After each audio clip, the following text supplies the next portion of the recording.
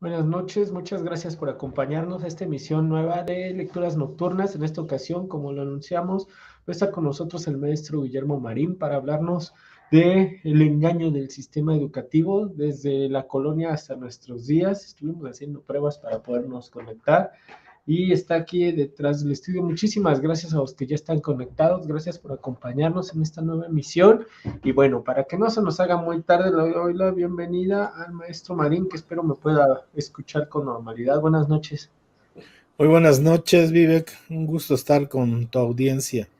Muchísimas gracias. Como lo hemos hecho en ocasiones anteriores, maestro, lo voy a estar interrumpiendo conforme vayamos recibiendo mensajes en el chat, dudas y comentarios, si le parece bien. Jitomatazos también. No, espero que no los tengamos. No nos ha pasado. Déjeme saludar a los que ya están conectados. Raquel Ocampo Rocha.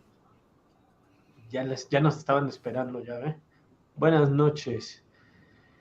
Ricardo Pérez, buenas noches, amigo, buenas noches. Alejandro Villanueva, buenas noches. Bueno, como les comentaba, vamos a hablar de la educación, la importancia que tenía en la civilización de la náhuatl, basados en el libro de Maestro Marín, que se ve bastante raro porque tengo la pantalla verde. Vamos a ir leyendo algunos fragmentos y que nos detalle, pues, qué pasó con el sistema educativo actual y que viene desde la colonia y por qué ya no nos entran estas ideas que eran, pues, aquí, como dice, pues, los pilares de la civilización de la náhuatl, ¿no, maestro? Así es. ¿Le parece bien que lea un parrafito y de ahí empezamos a comentar? Adelante. Buenas noches, Edgar Delgado, buenas noches, invitadazo, muchísimas gracias. Gran invitado. Bueno, dice así, el libro para que lo busquen, lo encuentren, o si no nos pregunten, porque aquí mismo con el maestro lo pueden encontrar, porque son publicaciones que él mismo distribuye. Es Historia Verdadera del México Profundo, escrito por Guillermo Marín, y nos vamos a ir al capítulo 10, que se ve bastante extraño, ahí está, que es sobre la educación, para detonar el tema y ya luego ir profundizando, aprovechando que tenemos a Guillermo Marín en vivo. Por eso aprovechen si tienen dudas y comentarios para que podamos platicar con él. Y reclamaciones también. Reclamaciones, si de pronto no encuentran, no le entienden a alguna parte de sus libros, pues también una vez pregúntenle, que lo tenemos en vivo. Dice, la educación. La educación representó uno de los pilares más sólidos e importantes de la civilización de la náhuatl. El trabajo milenario civilizatorio que desarrollaron de generación en generación no habría sido posible sin un excelente sistema educativo que no solo mantuviera las bases rectoras del proyecto original, sino que inculcara en los hijos de sus hijos los conocimientos, principios, valores y el objetivo abstractos de su civilización de manera constante a lo largo de varios miles de años. La civilización en el México antiguo fue obligatoria y gratuita. La educación en el México antiguo fue uno de los pilares de la civilización de la náhuatl y la familia su génesis. En efecto, la educación que se daba en el núcleo familiar fue el profundo cimiento de estos pilares. Los niños y los jóvenes estaban expuestos a bases morales y éticas a través de milenarios principios y valores que buscaban formarlos en las actitudes y valores ante la vida, el mundo, la familia, el trabajo, la sociedad, lo divino y lo sagrado. Y creo que ahí nos podemos frenar. Bueno, termino una vez el tercer párrafo y comenzamos, para que también se conecten más invitados al chat. El padre y la madre, los abuelos, los tíos y la familia en general nutrían amorosamente a los niños en el círculo extenso de la familia. Es por ello que los términos Sencali y Senyelitsi perdón, expresan cabalmente la importancia de la familia y la educación. Literalmente, Sencali significa en lengua náhuatl la casa entera o el conjunto de los que en ella viven. Existe una dualidad indivisible en la cultura de ayer y de hoy de los mexicanos entre familia y educación. Senyelistli significa estado o naturaleza de los que viven entera y conjuntamente en una casa. Y creo que ahí, desde estos primeros párrafos, radica la diferencia de la educación actual, ¿no, maestro? ¿Me escucha? Sí. Yo creo que lo primero que podríamos decir es que de las 6 civilizaciones con origen autónomo, fuimos nosotros los únicos que tuvimos un sistema de educación obligatorio, público y gratuito, por lo menos durante 3000 años, es decir, desde el inicio de los Olmecas, del 1500 a.C., a 1521, que comenzó la destrucción total y absoluta y aberrante de nuestro sistema educativo, porque lo primero que hicieron los invasores de la náhuatl fue destruir nuestras escuelas, quemar nuestros códices y desde luego asesinar a nuestros tlamatinimes. Y por ejemplo, aquí veo que la base de la educación era pues precisamente mantener las ideas de la civilización, preservar los valores, los principios a partir de las raíces y de conectarte con tu familia. Y ahora es perfectamente lo contrario, ¿no? Desvincularte de tu propio núcleo familiar para desarraigarte. Bueno, lo que sucede es que la educación, el sistema educativo tolteca era un sistema educativo sustentado en el ser humano, es decir, en la vida. Era formar para la vida, formar darles rostro y corazón, rostro propio y corazón verdadero a los estudiantes. Era una educación para la vida.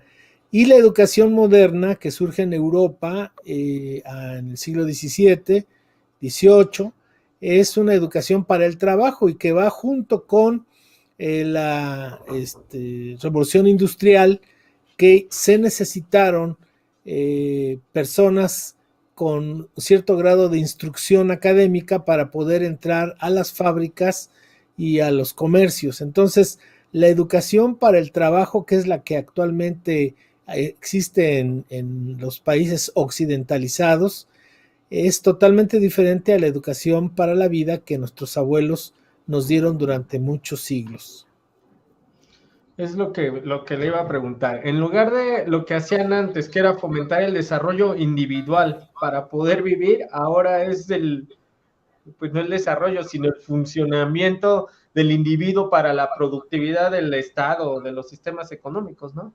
Lo que pasa es que en este sistema educativo las personas se vuelven objetos, objetos de riqueza, objetos de la producción, un tornillo más en el sistema de producción. Y en la educación de nuestros viejos abuelos era una educación para la vida, donde se formaban con valores ancestrales que comenzaban, por ejemplo, con la comunidad, con la fraternidad, la solidaridad y la autosuficiencia, que es un elemento muy importante. Eran escuelas no teóricas de capacitación, porque aquí habría que hacer una diferenciación entre educación e instrucción. La educación es una transformación del ser humano. Mira, los perros nacen perros, los gatos nacen gatos, no necesitan ir a la escuela para ser lo que son. Pero el ser humano no nace, el ser humano se hace. Y lo que nos hace seres humanos es justamente la educación. Por eso vemos en la calle tantas bestias peludas que deberían de tener bozal, aunque traigan títulos académicos, hay que tener cuidado con esos entes, ¿no? Entonces, la diferencia es que la instrucción es un sistema de transmisión de conocimientos, en este caso para el trabajo, muy, muy concretos y de un tiempo muy limitado. La educación, en cambio, es un proceso de toda la vida. La primera clase, la primera cátedra que recibe un ser humano es justamente el parto, ¿verdad? Y la última, el examen final, pues es cuando nos vamos al Mictlán, pues es el último examen, el examen a título de suficiencia en la mayoría de los casos, porque nadie sale exento aquí en esta materia de vivir, pero esa sería la diferencia. Una es una educación para la vida y otra es una educación para el trabajo. Claro, y como dice, desde el nacimiento hasta el tránsito hacia el Mictlán, ¿no? Y ahora nos vuelven tan temerosos de que te vuelves, ya cuando ya no eres funcional, cuando envejeces ya no eres funcional para el sistema, y precisamente esa es la concepción de vida que nos han inculcado desde siempre, en el que te vas volviendo desechable, ¿no? Si ya no sirves para generar dinero, ya no funcionas para nada. Y entonces nos empiezan a quitar el valor como seres humanos, como individuos. Y algo bien importante que mencionó y que le quería preguntar, que nos profundizara más, es precisamente esa concepción de unidad, de sociedad, de integración, no nada más para ser engranes, sino para ser un verdadero conjunto de desarrollo sin que los individuos a su vez también dejen de desarrollarse de forma individual. Claro, mira, es que la concepción del ser humano anahuaca, tolteca, es una concepción integral. El ser humano es parte de, no existe esta división, no existía esta división, la que existe en Occidente, que es la que nosotros tenemos porque estamos occidentalizados. Nosotros partimos de una visión filosófica cartesiana de yo soy porque pienso, y del otro lado está la naturaleza. O sea, yo contra versus la naturaleza, ¿no? Nuestros abuelos, al contrario, ellos decían que nosotros éramos parte de todo y que por eso a la tierra le llamaban nuestra madre querida. Entonces, esta concepción de ser parte de todo choca frontalmente con esta concepción de soy yo y allá está lo otro, la naturaleza. Entonces, yo que soy una persona que busca, por ejemplo, la cuestión económica, veo un bosque y veo inmediatamente dinero, que puedo talar árboles para sacar dinero, no importa que arrase un bosque, si esto me va a dar dinero. En cambio, la visión ancestral que sigue vigente en nuestras comunidades, porque vamos a llegar a eso, porque esta educación tolteca no ha desaparecido.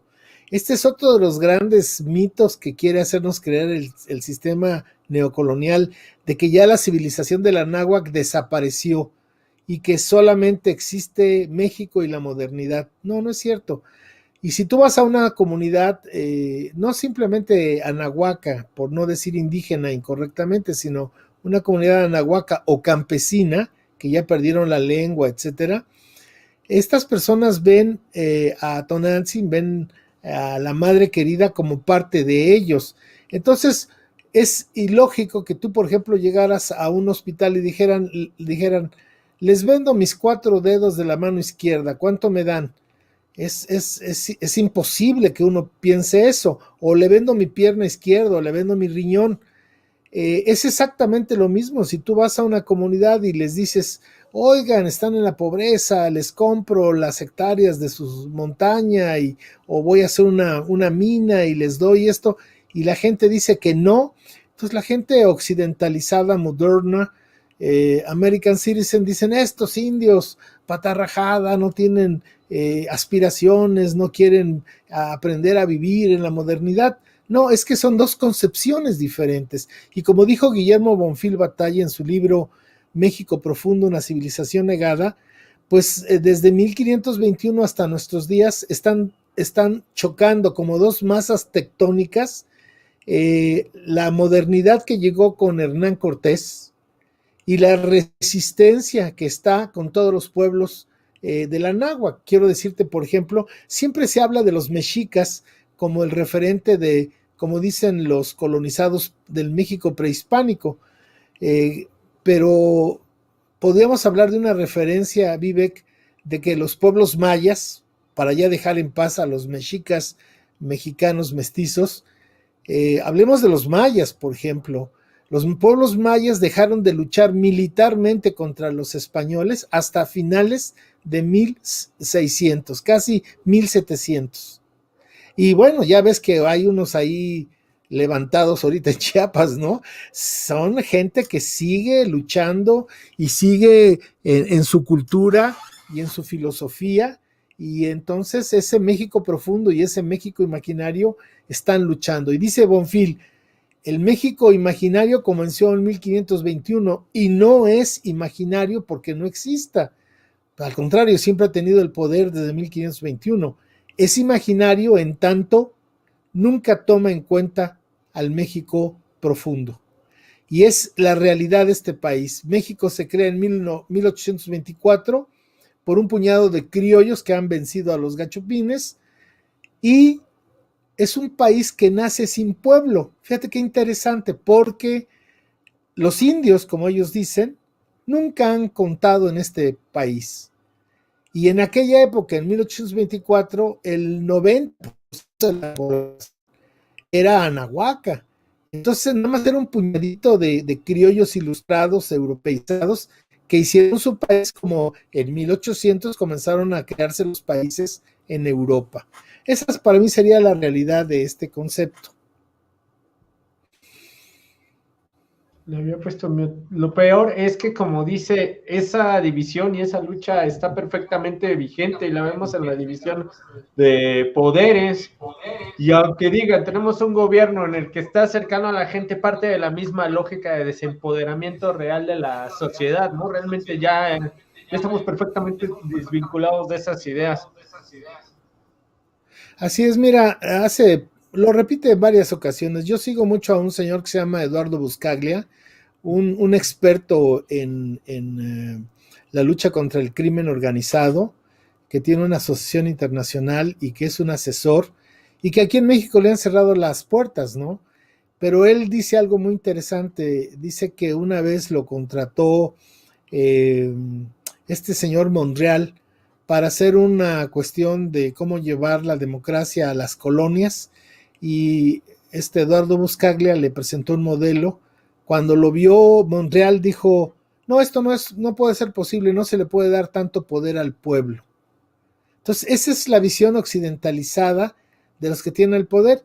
Y como, con todo respeto, como dice don Andrés, con todo respeto, don Andrés, pues es una persona de ideología criolla, porque para él la 4T, este país, inicia en 1824 con la Constitución de 1824, luego la Constitución de 1857, luego la Constitución de 1917, y luego ellos ahora son la nueva transformación.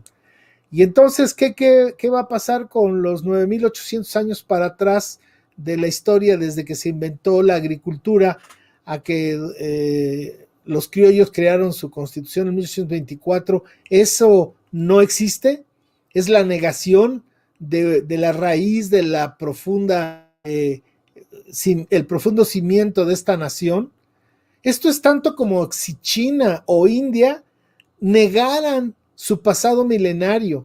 Y fíjate que es al contrario, en China y en India, tanto la gente como el gobierno sustentan su vida, su desarrollo, sus metas en base a su cultura milenaria. Aquí no, aquí como los que han tenido el poder siempre han sido criollos. Bueno, 300 años fueron los gachupines, ¿no? Pero ya después los criollos los traicionaron y les quitaron el poder, y el virreinato lo convirtieron en una neocolonia a la que le pusieron México. Y bueno, desde 1824 los criollos desprecian, no toman en cuenta, les da fúchile y guácala lo que tiene que ver con la civilización ancestral. Ellos quisieran ser herederos de la cultura grecolatina, y por eso han hecho de los mexicas y de la historia de la cultura mexica, han sido su background, es su historia prehispánica. Y vemos, por ejemplo, a don Andrés ahora con los 500 años de la caída de Tenochtitlan, un gran ceremonial de imperio, ¿no? Con una maqueta del Templo Mayor, sahumando y los huehues y los tambores y todo, haciendo creer al pueblo que nuestra historia ancestral, nuestra cultura ancestral, viene de un pueblo que bajó sin hablar náhuatl, sin tejer algodón, sin sembrar milpa, cazadores, recolectores del desierto, y que llegaron a la náhuatl a cultivarse, a tomar los tomar los vestigios de la civilización, de la cultura tolteca, remanentes de la cultura tolteca que había tenido una crisis en el año 850. Entonces, del año 850 a 1325, que es cuando fundan Tenochtitlan, pues hay una caída de la cultura en nuestra civilización, que por eso se conoce como periodo posclásico decadente, y la cultura que lo representa es justamente la cultura mexica. Entonces, no es posible que esa cultura que llegó con una mano atrás y otra adelante y sin hablar náhuatl, de repente se convierta en la representante de una civilización que tiene 10,000 años. Y a eso le sumas todo lo que ha dicho la historia oficial, desde los invasores de espada y de crucifijo, de que éramos salvajes, caníbales, guerreros, incivilizados, y que esto justificó su llegada para poner orden, paz, civilidad y a idioma y Dios verdadero. Bueno, pues eso explica esta visión que hoy tiene desgraciadamente la mayoría de los mal llamados mexicanos, porque no somos mexicas, somos anahuacas. Y fíjate qué triste, Vivek, la mayor parte de este pueblo mal llamado mexicano, cuando le preguntas tú qué es anáhuac, la mayor parte te dice es una marca de cementos, y los que han ido a la escuela te dicen es una universidad. Y yo tengo varios amigos egresados de la Universidad Anáhuac que no saben lo que es anáhuac. Fíjate, eso ya es así como el sumum pues no sé, me emociona mucho esto, ¿no? Que además ni nos damos cuenta, nos parece tan natural que un alumno de la Universidad Anáhuac no sepa lo que es ser anáhuac, ¿no? Entonces, si un alumno de esa universidad no sabe, ¿qué le vamos a pedir a los pobres estudiantes de la SEP, ¿no? Del Sistema Educativo Nacional, que es para pues, los hijos de la CONASUPO, ¿no?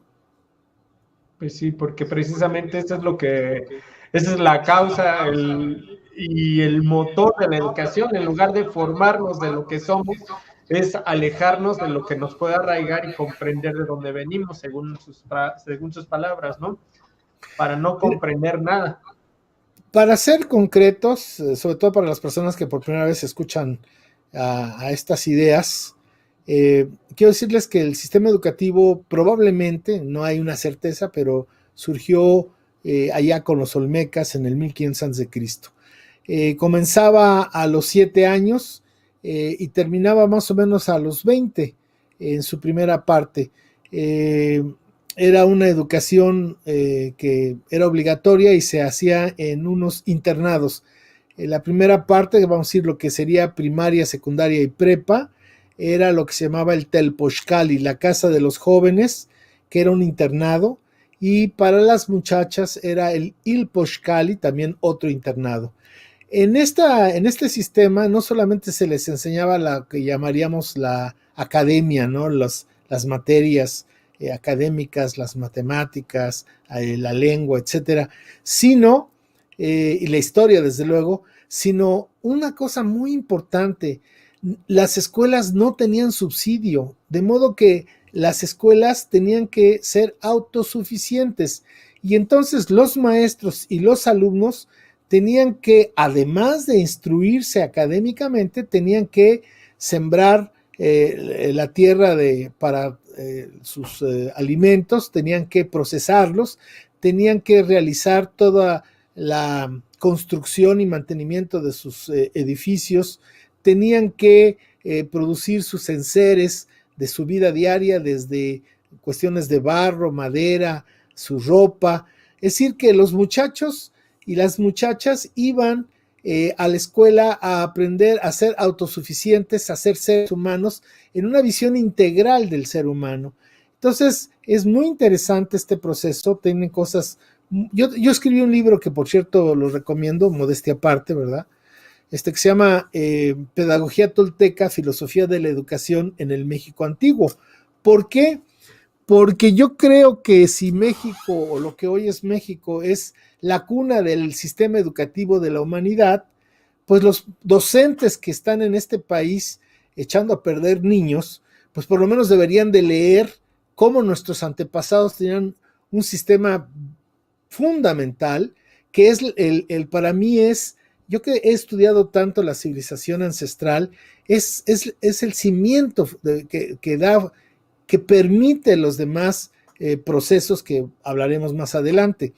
Entonces, este sistema era un sistema que era obligatorio y público, y no había niño joven o niña o joven, o sea, doncella, que no estuviera ahí. Cuando llegaba un momento de su desarrollo, una de las cosas muy interesantes es que, fíjate, los alumnos, por ejemplo, del tercer grado, eran maestros de los de primer grado, pero al mismo tiempo los de cuarto eran alumnos de los de tercero. Esto lo he comentado con maestros y bueno, se quedan asombrados, ¿no? De estas cuestiones de la didáctica y de la pedagogía de nuestros abuelos. Y había otra institución que se llamaba el Cuicacali, la Casa del Canto, y esta institución era mixta, y normalmente el Telpochcali se construía del lado oriente de la comunidad, y el Ilpochcali del lado poniente, y el Cuicacali se hacía en el centro de la población. Por las tardes, las muchachas, los muchachos, en procesiones y con cánticos, llegaban a esta institución donde, a través de lo que hoy llamamos educación artística, pues desarrollaban en plenitud su formación, sus capacidades, porque en la educación el arte es fundamental, no para ser artistas, sino para crear seres humanos sensibles con todas sus capacidades. Bueno, pues fíjate que en esta casa, que se llamaba la Casa del Canto, las muchachas y los muchachos echaban ojitos pajaritos, porque ahí se formaban las parejas para que más adelante, ¿cómo salían de la escuela? Una gran cantidad de muchachas y muchachos salían cuando se consolidaban las parejas. Y entonces ya, por eso te digo que variaba entre 18 y 20 años, ya sabían tejer, ya sabían sembrar, ya sabían construir, los dos. Y ya habían hecho una pareja, entonces salían y se casaban y llegaban a su calpuli, no a hacer una carga, porque hoy, desgraciadamente, los muchachos que salen de la universidad ni tender una cama saben, o hacer un par de huevos estrellados.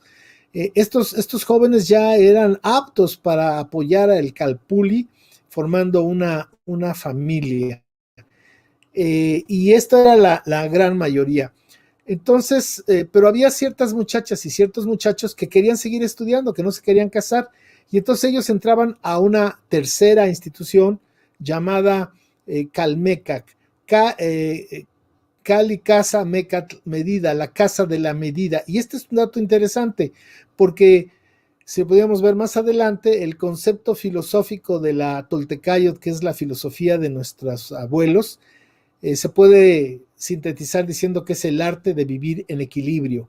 Y para vivir en equilibrio tienes que tener la medida. Entonces la escuela de altos estudios era la escuela o la casa de la medida, donde aprendías tú a vivir en la medida de las cosas. Entonces en esta escuela se formaban como maestros, como sacerdotes, como administradores y como dirigentes. Era como la universidad para nosotros.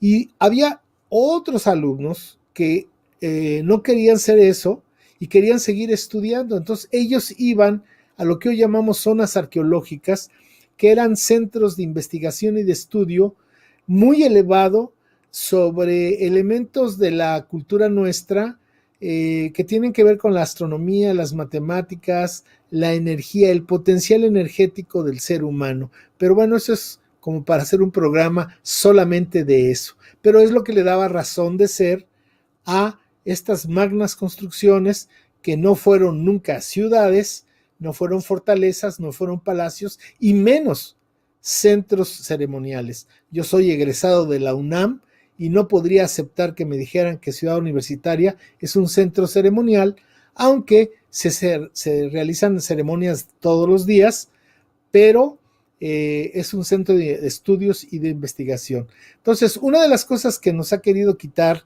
la colonización es la conciencia de que somos hijos de los hijos de una de las civilizaciones más antiguas y la única que tuvo instrumentado un sistema de educación obligatorio, público y gratuito que permitió los grandes logros civilizatorios. Y permíteme decirte, para explicarlo, que, por ejemplo, aquí en Oaxaca, en Monte Albán, Dani Beche, en Zapoteco, su construcción duró 1350 años.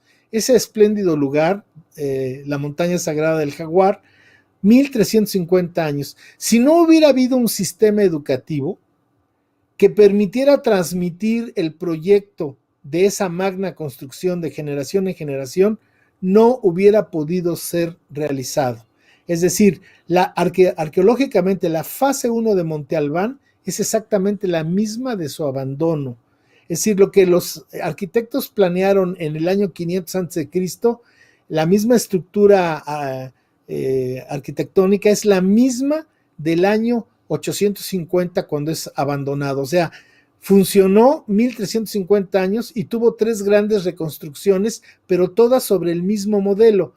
Esto no se hubiera podido lograr, entre otras cosas, si no hubiera un sistema de educación permanente durante siglos, un sistema de alimentación, un sistema de salud y un sistema de organización, Vivek.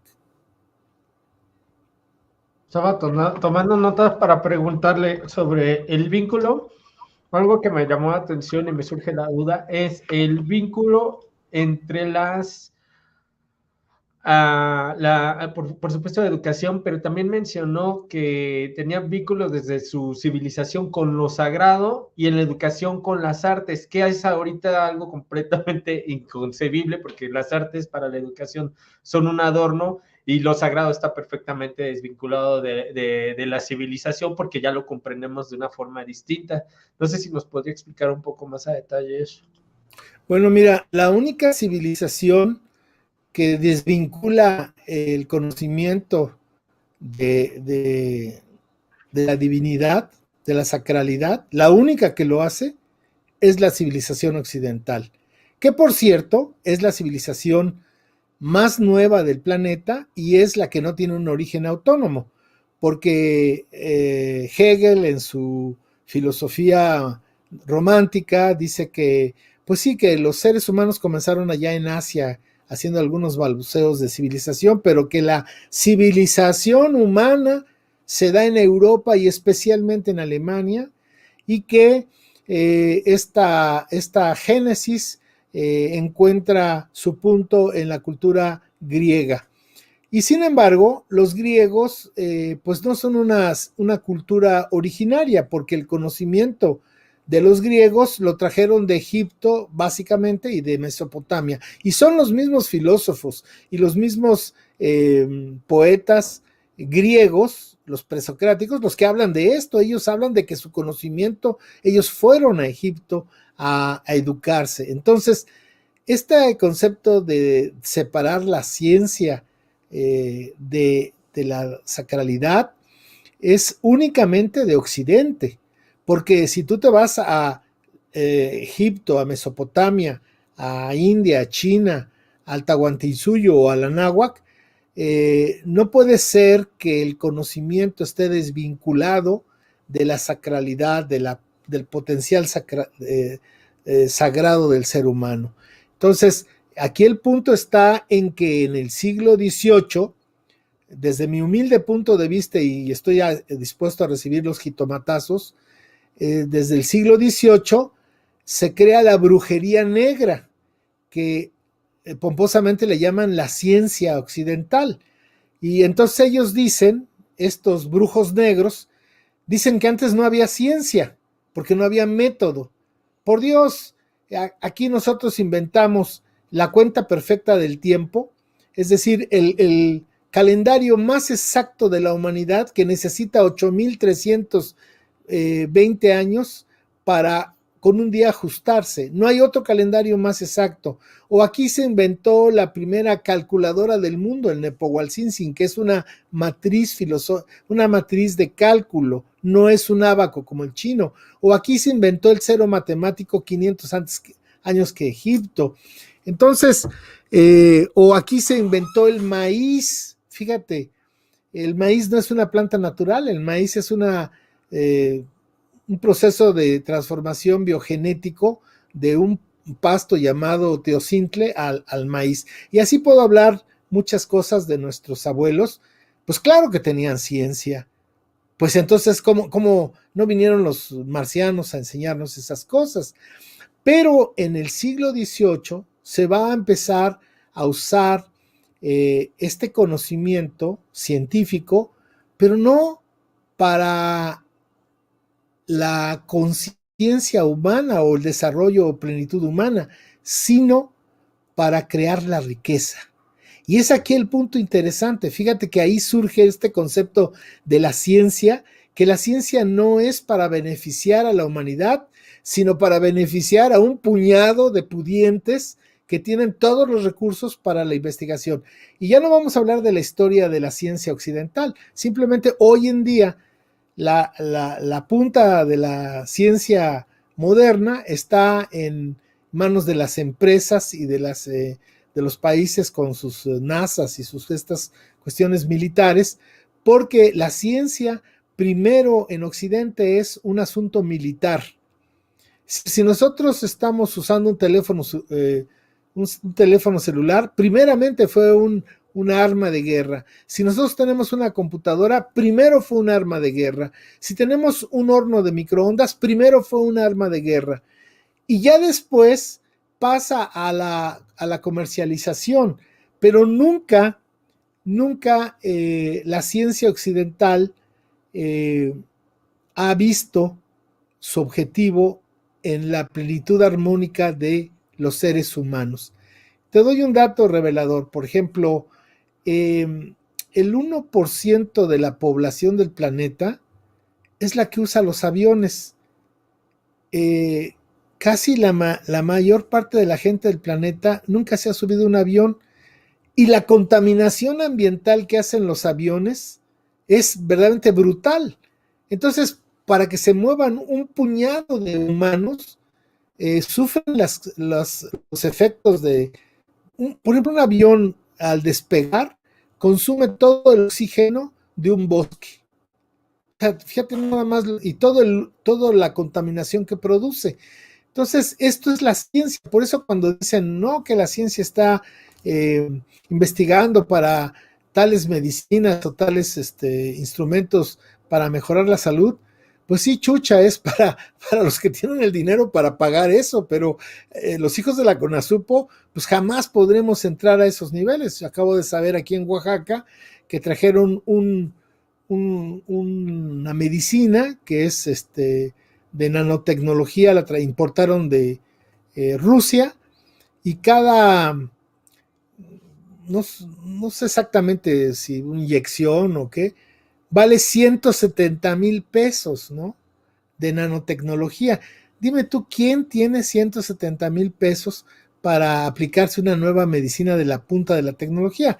Entonces, es los brujos negros que están al servicio de los más oscuros intereses de un puñado de, pues no sé si son personas, eso sí ya entro en dudas si son seres humanos o no lo son, pero que están manejando la ciencia. La ciencia está en manos de las personas más oscuras y de los intereses más letales en contra del ser humano, Vivek.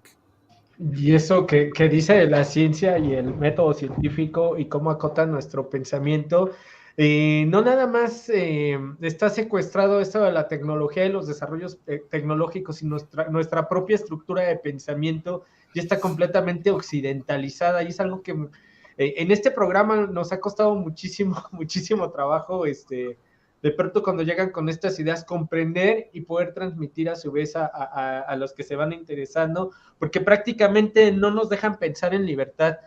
Y lo que no está comprobado por los poderosos o a modo de los poderosos no existe, simplemente no vale. Y nos están nulificando como personas. Por eso le preguntaba también lo del arte y ese vínculo, porque finalmente el arte, la sensibilidad, la expresión, es lo que nos hace individuos. Y también incluso nos han alejado, han criminalizado nuestra capacidad y nuestro potencial individual. Es algo que, pues yo creo que el arte es lo que es muy palpable que rescata, ¿no?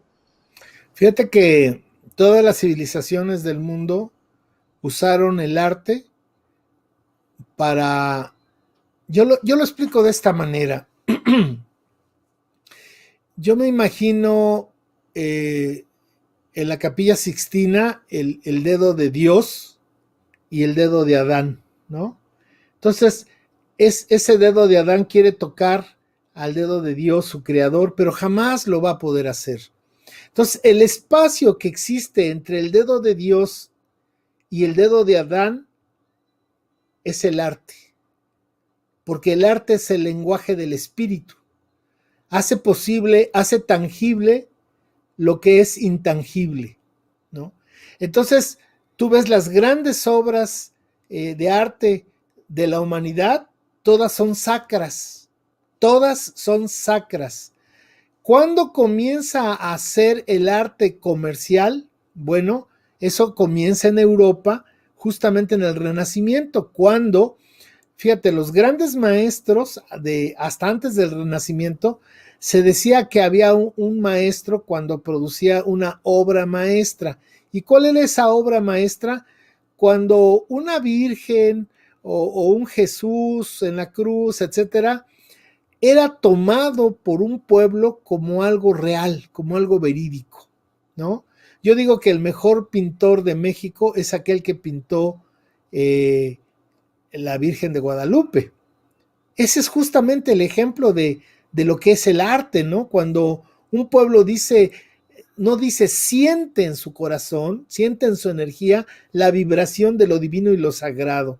Entonces, cuando un artista hacía una obra en la cual el pueblo sentía la comunicación con la espiritualidad, su potencialidad, entonces se convertía en un maestro porque había hecho una obra maestra.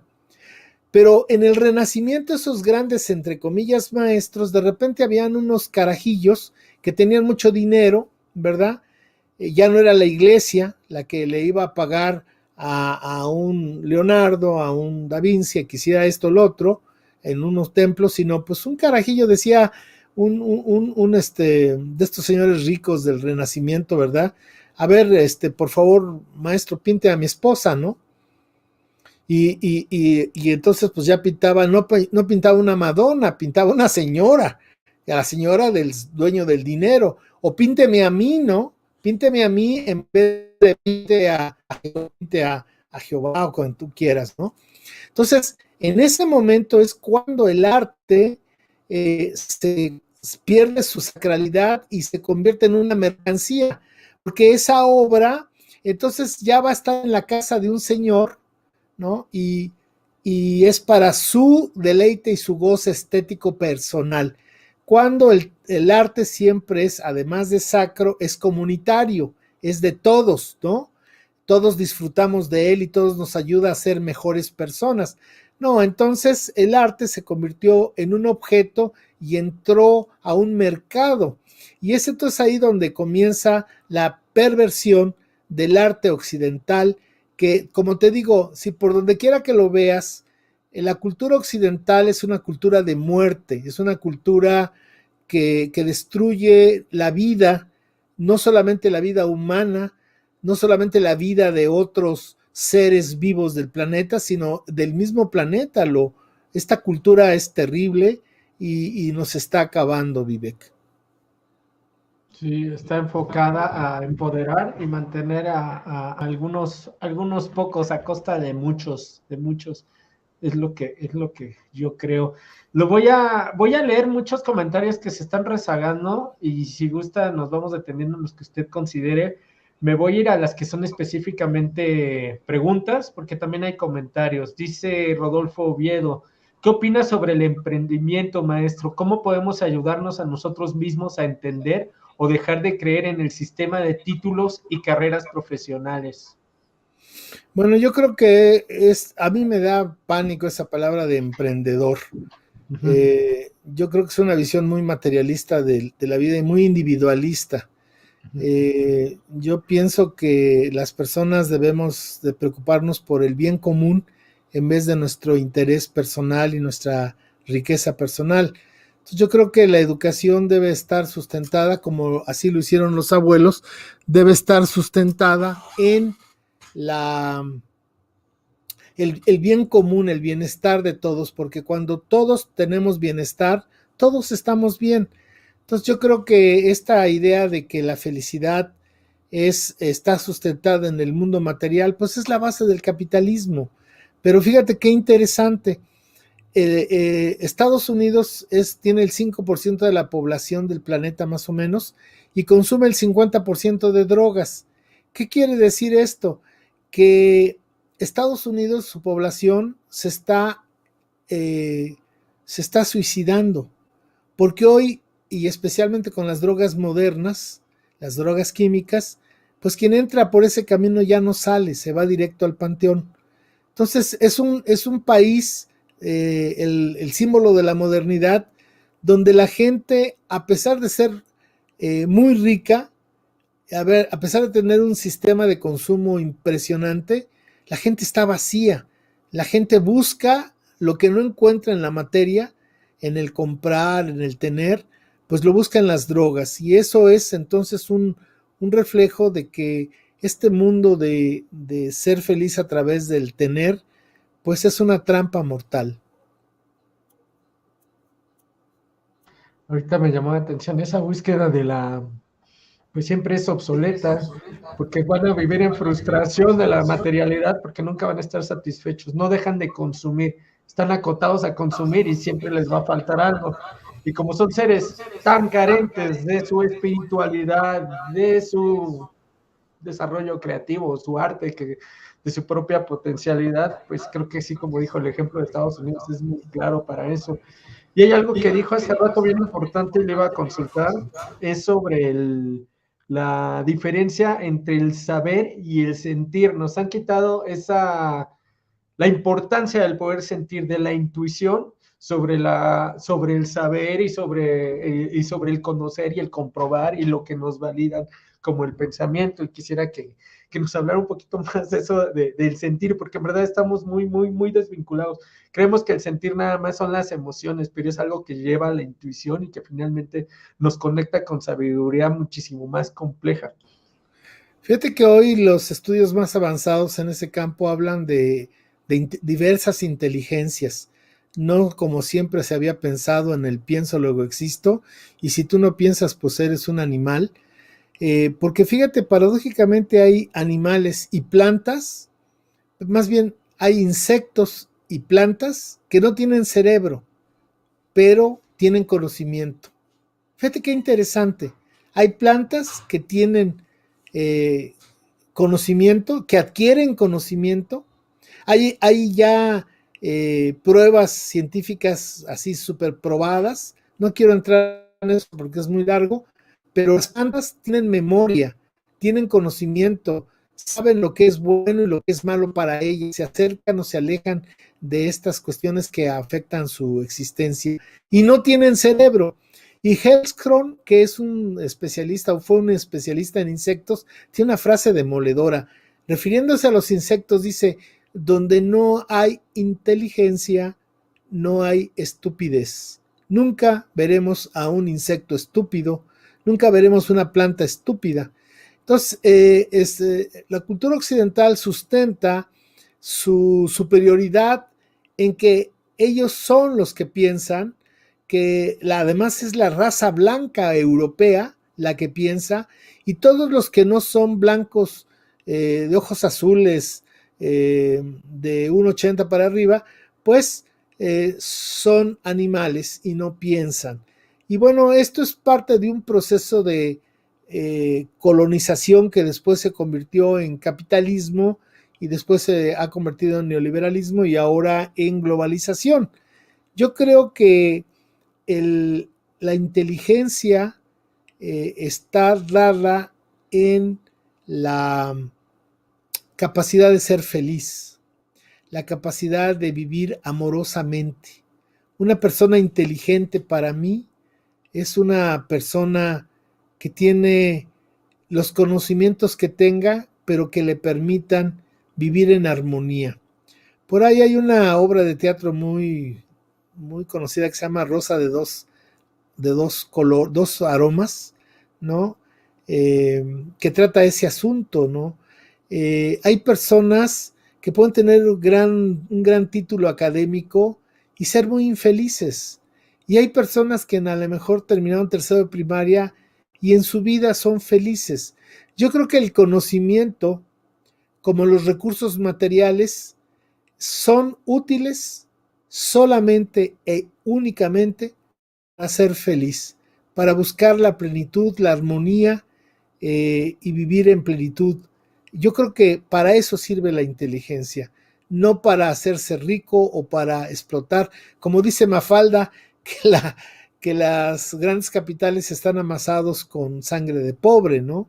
Entonces, bueno, es muy triste esto de que, por eso te decía yo que a mí me preocupa mucho esta idea de los emprendedores, porque eso alienta mucho la idea del individualismo, del canibalismo, de estar encima de los otros y aprovecharte de las necesidades o de las carencias de los otros y no estar preocupados por el bien común, ¿no? Y personalmente, como yo te he dicho en otras ocasiones, mi esposa, mi familia y yo vivimos de una manera, tomamos la vida de una manera diferente a lo normal, porque para nosotros lo que más nos hace felices es servir, ¿no? Cuando tú sirves a la comunidad, caramba, entonces eres una persona digna de estar viva, digna de hacer, pensar, decir, bueno, entonces estás sirviendo a los demás. Y por el contrario, la modernidad te enseña a servirte del prójimo para tus obscuros y apestosos intereses, ¿no? Que finalmente, como dijimos hace rato, pues te crean más vacío, porque aunque no lo crean, los ricos también lloran. Le voy a leer otros comentarios para que no se me rezaguen. Dice Matt Quest, cuando eres alumno aprendes. Al ser maestro, reafirmando lo aprendido, no considero descabellada la idea, ya que en las escuelas multigrado hay este tipo de prácticas. Los grandes enseñan a los pequeños. Y los pequeños también enseñan a los grandes, esa es otra de las cosas. No me lo vas a creer, pero yo he aprendido mucho dando conferencias de gente que cuando entra a la conferencia cree que no sabe y de repente cuando ya se les plantean ciertas informaciones sobre los viejos abuelos dicen, oiga, es que en mi casa, mi papá, no, es que mi abuelito, no, es que en mi pueblo, y entonces yo he aprendido mucho de la gente que cree que no sabe. Entonces yo creo que esa humildad es fundamental. Y yo voy a decirte algo que yo he sido docente y lo he aprendido. Maestro no es aquel que enseña lo que sabe, porque eso es muy fácil. El verdadero maestro, el Tamachiniani, es aquel que enseña al alumno a aprender de sí mismo. Ese es el verdadero maestro. El que motiva al alumno para que haga un autoconocimiento, que descubra el ser interior que es sabio, el ser interior que lo sabe todo. De hecho, nadie necesita un maestro. Todo el conocimiento está en uno porque uno es parte de un banco genético de información. Uno, nosotros están padres, nuestros abuelos, los bisabuelos, nuestros tatarabuelos. Este concepto de texto es lo que, por ejemplo, que a Castaneda es un conocimiento silencioso, que está ahí. lo voy a interrumpir porque se está cortando un poquito la transmisión por su conexión. No sé si me alcance a escuchar, pero no me está llegando su señal y estaba súper interesante lo que está diciendo. Si me alcanza a escuchar o si me puede llamar, si me escucha al teléfono o le llamo para que nos diga, aunque sea en audio, eso que nos estaba comentando. Permítanme, por favor. Voy a Ahí está. Ahí está. Listo. Le decía que si nos comentaba desde cómo vamos descubriendo, porque somos parte de un banco de información. Ahí se empezó a ir la señal, disculpe. Claro. Decía yo que el verdadero maestro es aquel que enseña al alumno a aprender de sí mismo, porque adentro de nosotros mismos está todo el conocimiento, porque hay un banco genético de información cultural que desgraciadamente por la colonización además ha sido bloqueado, ha sido cancelado, y que justamente la memoria histórica y la identidad cultural ancestral reconecta eso. Yo tengo un curso que se llama Historia Ancestral de México y mis alumnos cuando terminan sus 29 módulos me escriben cosas maravillosas, cómo su vida ha cambiado totalmente, su concepción de sí mismos, de su familia, de su país, del mundo, de la vida, porque esa información reactiva esa información que hay adentro de nosotros mismos. Entonces, un verdadero maestro no enseña lo que sabe, un verdadero maestro enseña a que el alumno aprenda a partir de que le pone un espejo y reconoce su rostro propio, quién es en verdad, de dónde viene, qué está haciendo, cuál es la misión de su vida, porque todos tenemos una misión, todos tenemos un proyecto de vida, pero no lo conocemos, porque además el sistema nos dice, no, tienes que tener dinero, tienes que ser famoso, etcétera, etcétera, y te desvinculan de esa esencia de tu existencia, y justamente esa esencia es la sacralidad de la vida. Nosotros somos seres sagrados, pero hemos perdido la sacralidad por la modernidad burda, tosca, barata de ser feliz teniendo cosas materiales. Entonces yo creo que el verdadero maestro es aquella persona que despierta al ser interior y que las personas se descubren a sí mismos. O sea que la enseñanza realmente sería como el ayudarnos a descubrirnos, a conocernos a nosotros mismos, y el maestro es el que te acompaña para irte revelando lo que eres de cierta forma. De alguna manera es como el instructor, el acompañante, ¿no? Es el verdadero Temashtiani, ¿no? La persona que alumbra como una tea que no ahuma. Por eso es muy interesante. Mira, cuando yo comencé hace 40 y tantos años a investigar lo nuestro, me tuve que chutar los libros que llaman las fuentes históricas, ¿no? Y me llamó mucho la atención que todos estos, especialmente misioneros, que escribieron sobre disque nosotros, todos mencionan la educación, y me llamó mucho la atención que no hubiera un libro sobre la educación en el México antiguo. Por ahí me encontré un libro del maestro Alfredo López Austin, que en paz descanse, un pequeño librito, pero así como muy tímido. Y yo me hice este libro que se llama Pedagogía Tolteca, Filosofía de la Educación en el México Antiguo, porque creo que es un tema obligado de todas aquellas personas que están trabajando en la docencia, en diversos campos de la docencia, porque si no conocemos uno de los grandes logros de nuestra civilización, pues estamos totalmente haciendo chis fuera de la nica, porque mira, aunque no lo creas, esa educación de los toltecas, esa educación sigue viva en nuestras casas, sigue viva en nuestra comunidad, en nuestras tradiciones, en nuestras costumbres. Te doy un ejemplo. Mi sacrosanta madre, ya ves que todas las mamás tienen a sus palabras de combate, ¿no? De cómo educar a sus hijos, ¿no? Y mi mamá tenía una frase que era así como de su batalla, ¿no?, con nosotros, ¿no?, para humanizarnos. Siempre me decía: Guillermo, todo con medida. Especialmente cuando me sentaba a la mesa, ¿no? Por eso he sido gordo. No, pero fíjate qué sabiduría de mi madre, ¿no? Todo con medida. Puedes hacerlo todo, pero con medida. Y fíjate qué cosa tan interesante. Se puede definir la Toltecayot como el arte de vivir en equilibrio. Y para vivir en equilibrio tienes que tener la medida de las cosas. Y por eso la alta escuela superior de los toltecas se llamaba la casa de la medida, ¿no? Pero muchas otras cosas están en los usos y costumbres, y no te estoy hablando de las comunidades indígenas apaches, ¿no? Te estoy hablando de los centros urbanos. Nuestra cultura está viva.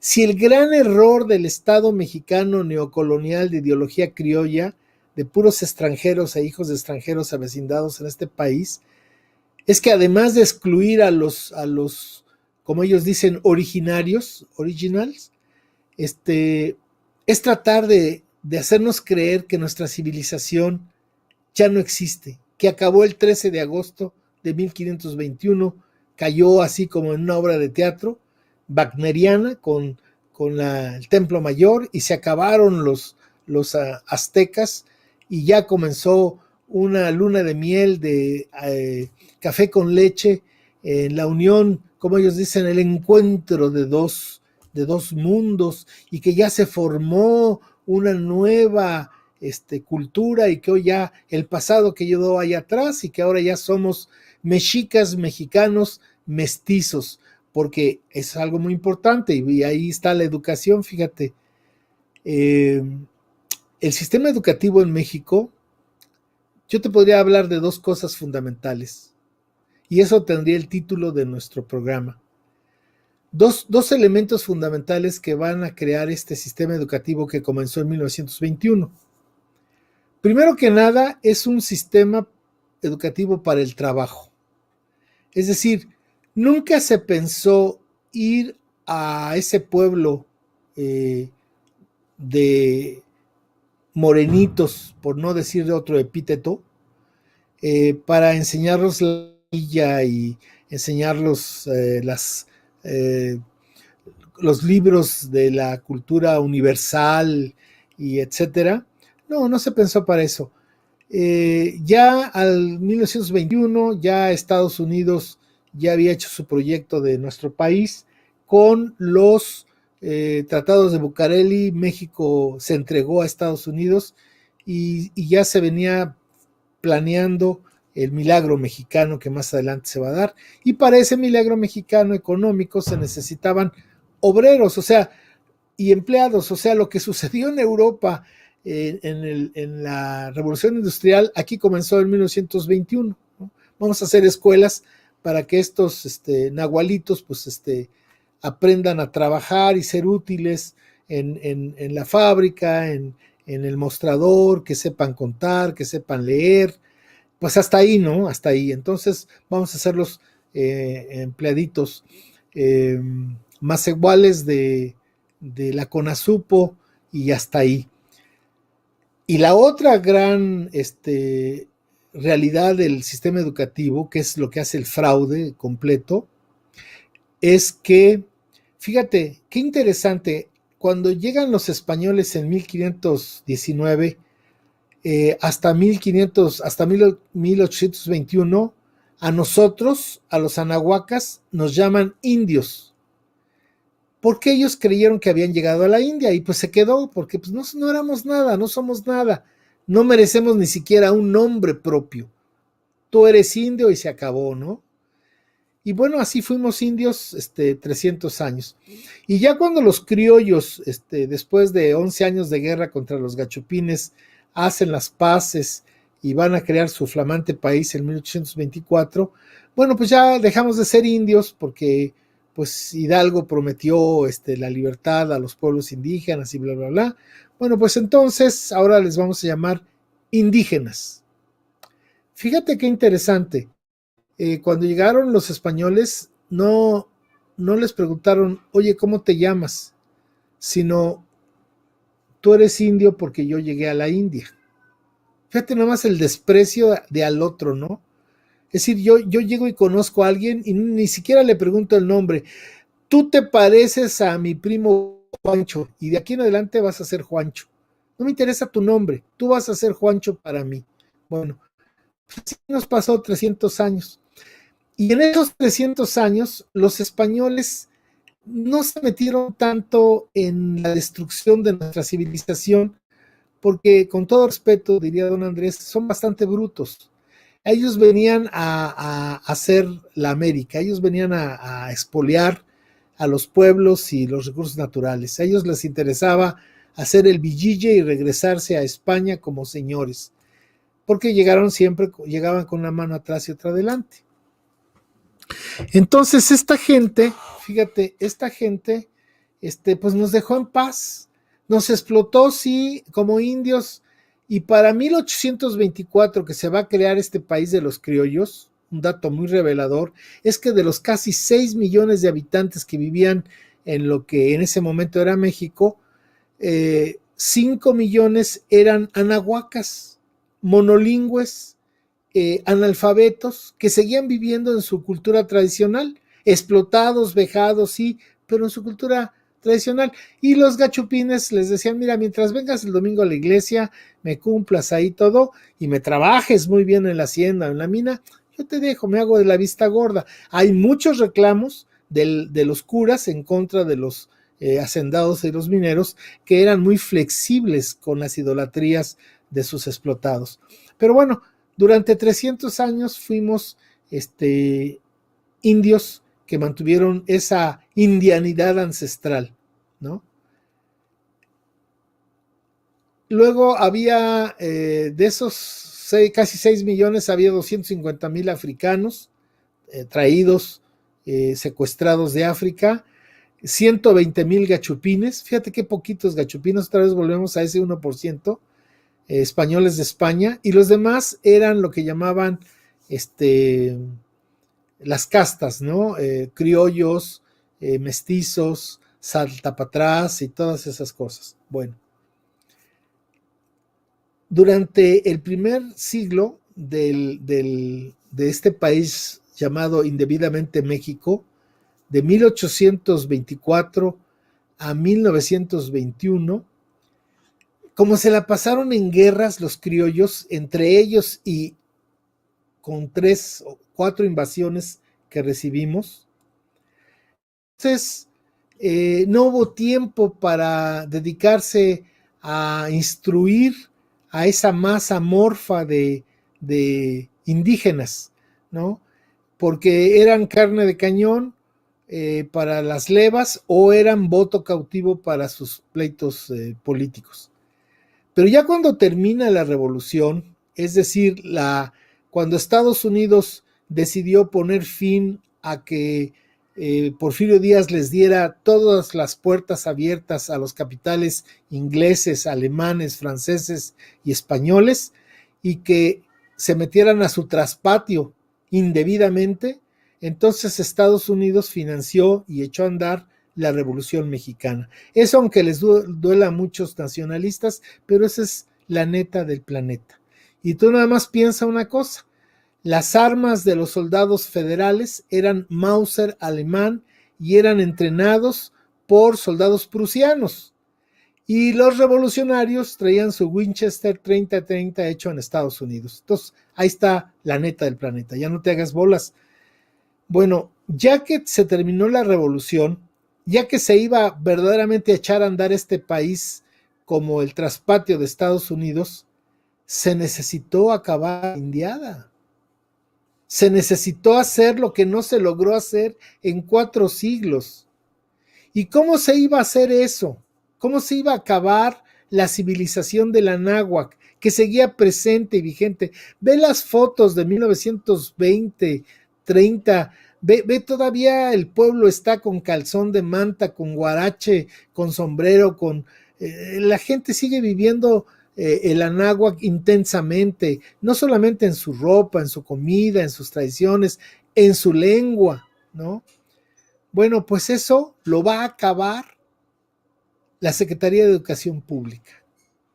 El segundo objetivo de la Secretaría de Educación Pública, no solamente, como dijimos, el primer objetivo fue preparar obreros y empleados para una moderna economía, sino además acabar la civilización de la náhuatl. ¿Y cómo la iban a acabar? Bueno, pues mandaron maestros con secundaria, fíjate, los maestros vasconcelistas, apenas con secundaria, los mandaban a las regiones más apartadas, a las comunidades más alejadas, no se digan las comunidades, las ciudades capitales o más grandes en el país, no, llegaron hasta los lugares más apartados, según con la bandera de la educación, del progreso, de la democracia. Y este modelo se lo encargaron al maestro. ¿Y qué hizo el maestro? Primero prohibió que los niños hablaran su lengua en el salón de clases. Les pegaban, los golpeaban. Y si no entendían, multaban a los padres. Yo conozco personas ya mayores que me platican casi con las lágrimas en los ojos, ¿por qué no saben hablar la lengua de sus ancestros? Porque sus padres les prohibían hablar, les pegaban los papás de que siguieran la cultura. Y les metieron no solamente a los niños, a sus padres, a la comunidad, la idea de la modernidad. Todo lo que se había hecho durante milenios para atrás no servía para nada, Vivek. La modernidad siempre viene de fuera, la trae una persona que es ajena a la comunidad. La modernidad, el progreso, la forma de vida civilizada, el idioma, la religión, la visión de la organización social, se acabaron los grandes personajes de las comunidades, les llamaban el corazón del pueblo, hombres y mujeres, podía ser la partera, podría ser el curandero, podría ser el hombre sabio, del campesino sabio que conocían. No, esos de golpe, porque no sabían leer y escribir, porque no fueron a la escuela, pasaron al sótano de la ignorancia. El maestro era el insigne adalid de la modernidad. Y entonces los pueblos empezaron a ver que el sistema que estaba llegando a su lugar no le abría la puerta a aquellos que eran hijos de la náhuatl. Tenían que renunciar. Fíjate, para entrar en este sistema, tienes que renunciar a tu lengua, tienes que renunciar a tus tradiciones, tienes que renunciar a tus costumbres, tienes que aceptar lo que te dicen que es bueno para ti, aunque tú no creas, aunque tú no sientas. Y te dan valores y principios, como eso que veníamos hablando de ser, como dijimos, empresarial o estos, ¿cómo me dijiste? Las personas, los emprendedores, que debes de ser emprendedor para triunfar y que debes de aprender inglés y que, bueno, toda esa mentira.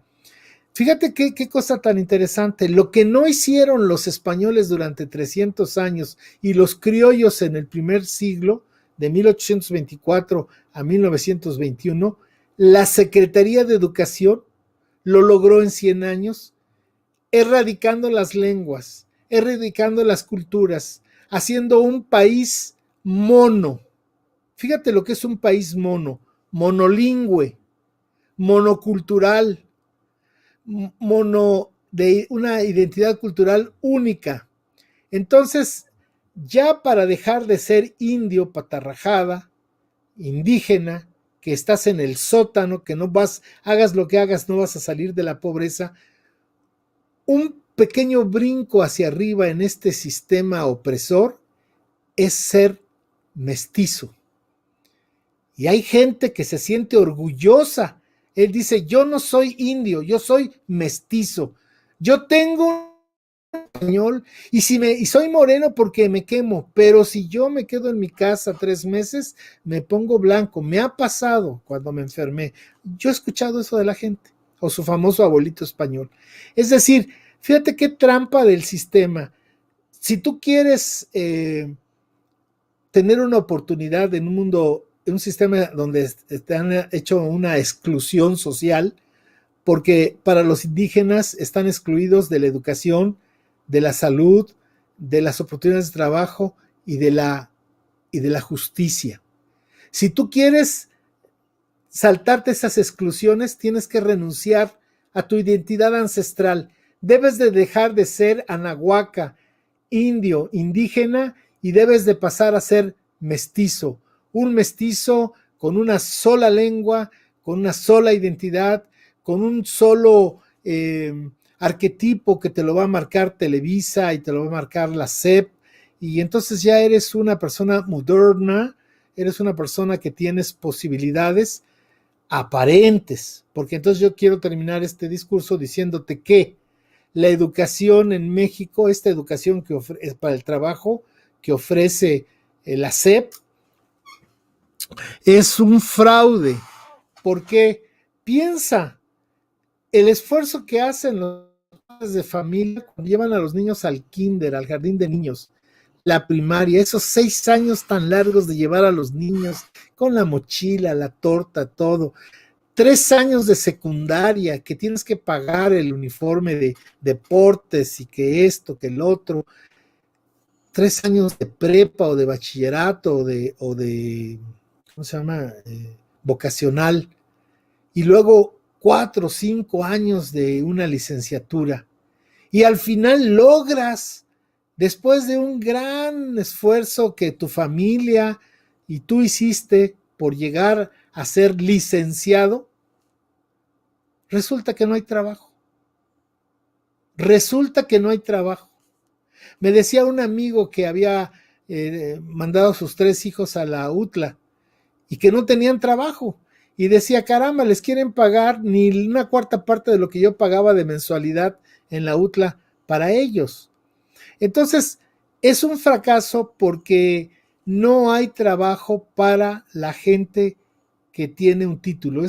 Puede encontrar más fácil trabajo, una forma de vida, una persona que es un albañil, que es un carpintero, un fontanero, un electricista o un obrero, que una persona que tiene su licenciatura en X y Z. Mi hijo Santiago, el más grande, estudió en la UNAM, y a veces la gente me pregunta, oye, ¿qué estudió Santiago? Y yo siempre les digo, estudió para el desempleo, y se ríen, no, de veras, dime, ¿qué estudió?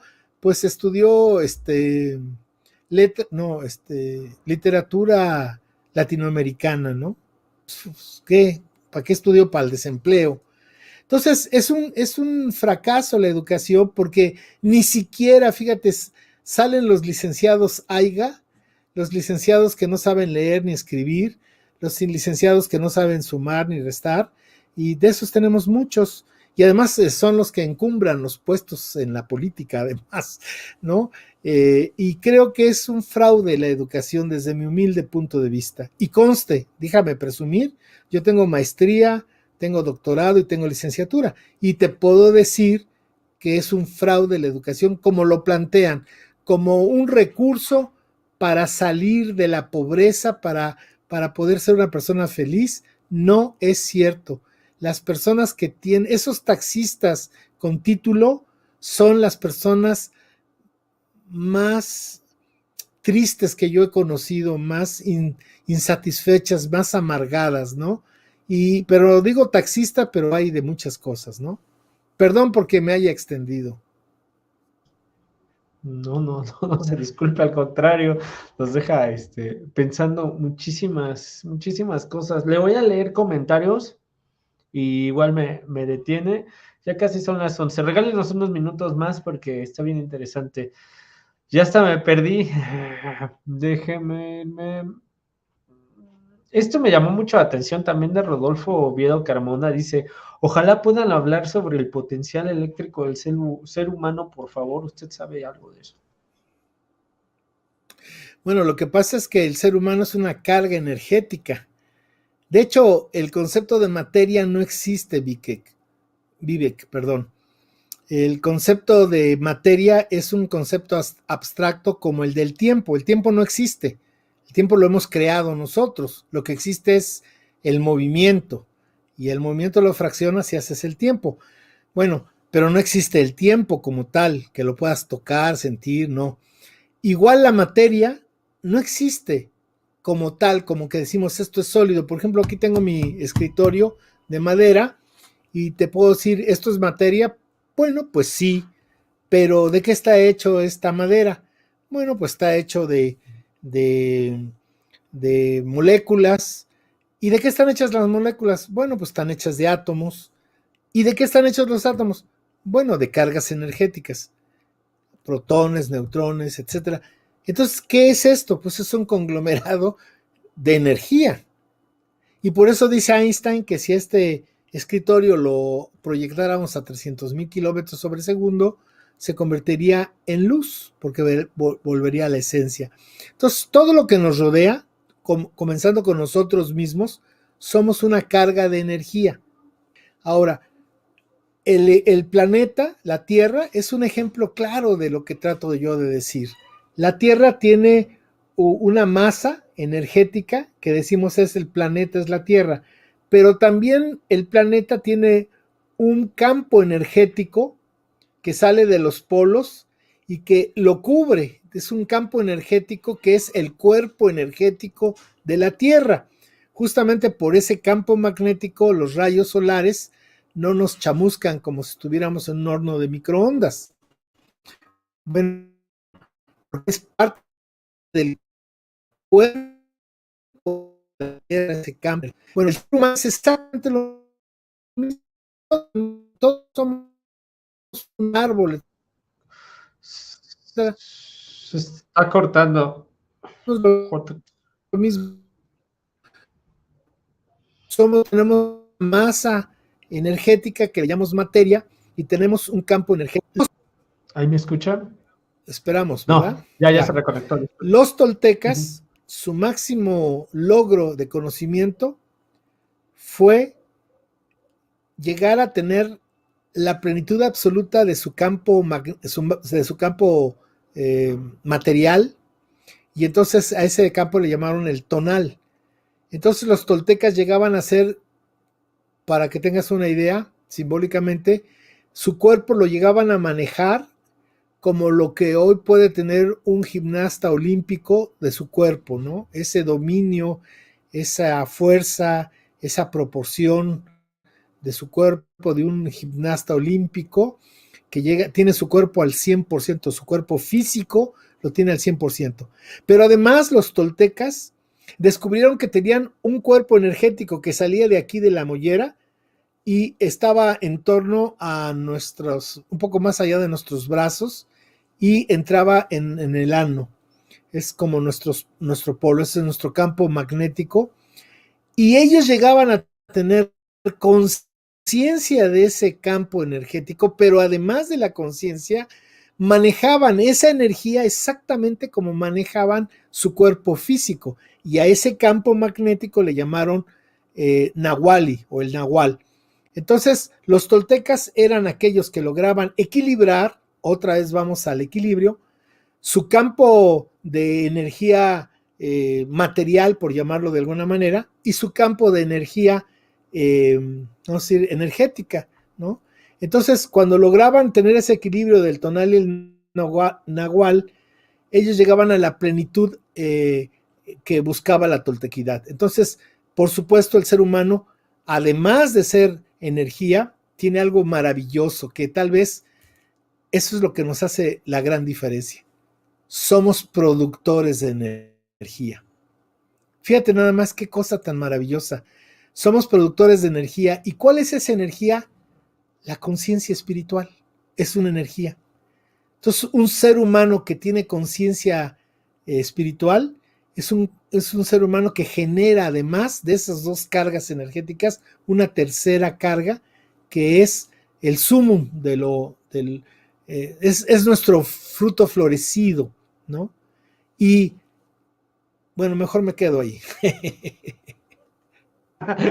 Eso, eso fue crueldad pura. Ya casi son las 11, pero la verdad es que, bueno, entiendo que también tengamos que detenernos, pero también se lo agradezco para que nos deje picados con esta conversación y espero que también nos pueda, después nos pueda regalar otra plática porque es súper, súper interesante. Y bueno, salvo lo que diga el público en el chat o en los comentarios, pues podríamos continuar con con la educación, pero sí me gustaría ir un poco más al pensamiento tolteca profundo, que yo lo platicamos la vez que lo vi en vivo, acercarnos un poco más a las ideas del conocimiento ancestral de los toltecas, de lo que estudió con Don Juan, de los libros de Castaneda, porque eso ha generado muchísimo interés y ahorita llegó de forma natural ahí. Y si le parece bien, la próxima conversación ya nos enfocamos en ese sentido. Como... Sí, me parece muy bien. Nada más quisiera decir a las personas que estén interesadas en en esta narrativa, en esta visión diferente de la historia y de nuestra cultura ancestral, que nosotros tenemos un servicio que es, tenemos una asociación civil que se llama Educayotl AC y nuestro lema es educar para el futuro con la sabiduría del pasado.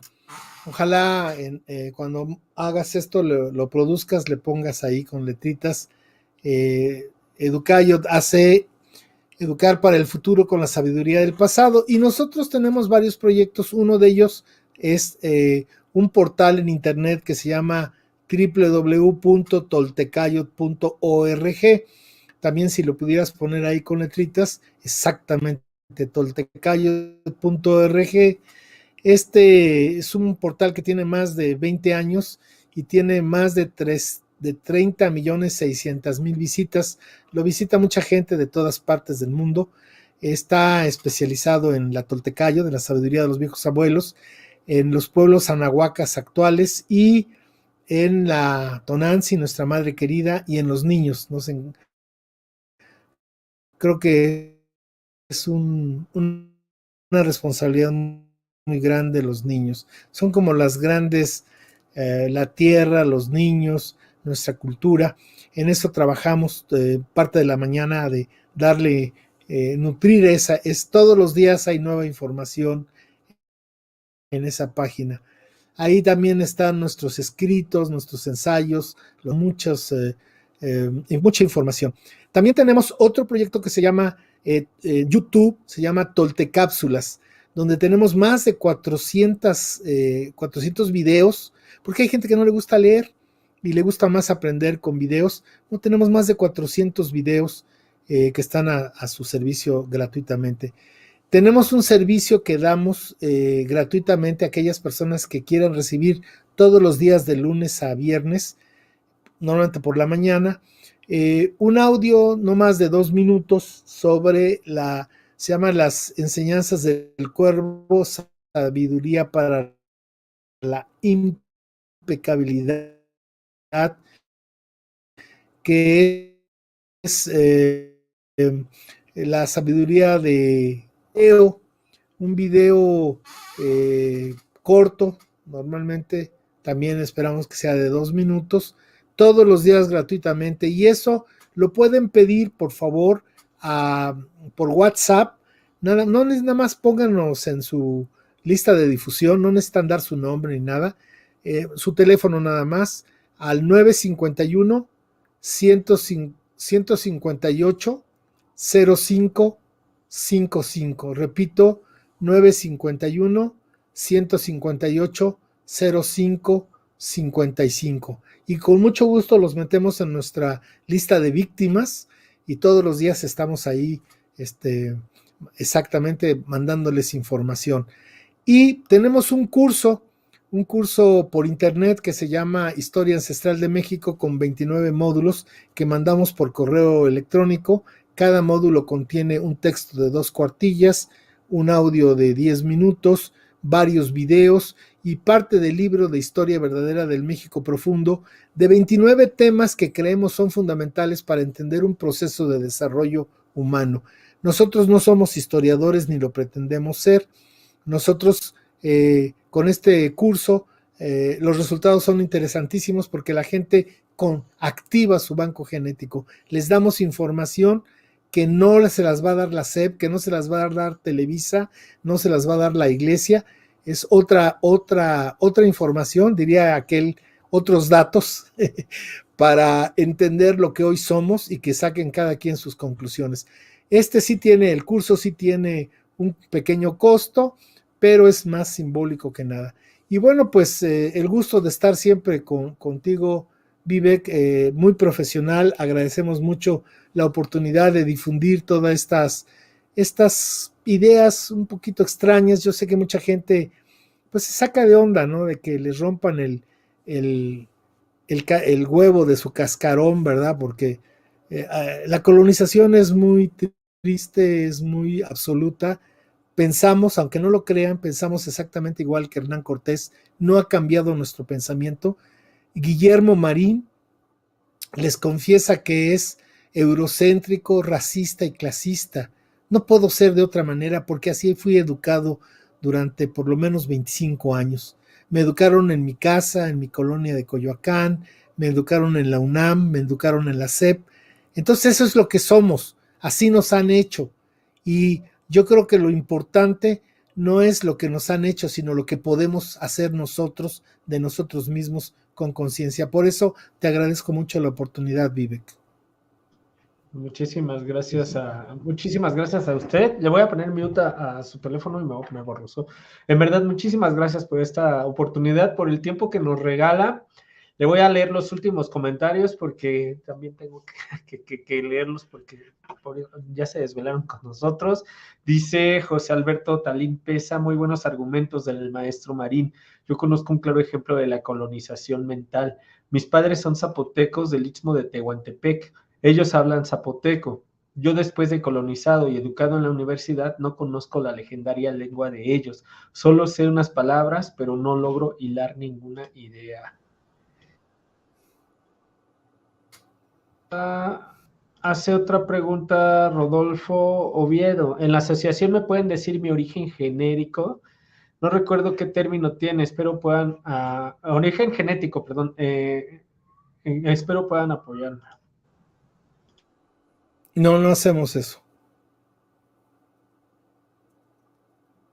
No me queda más que agradecerle. Disculpen si se escucha un poco de eco. Estamos desde Oaxaca hasta la Ciudad de México.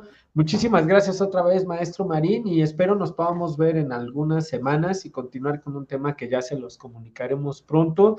Por el momento les agradezco a todos, al maestro Marín, a los que están conectados en el chat, a todos los que están con nosotros, muchísimas gracias, muchísimas gracias.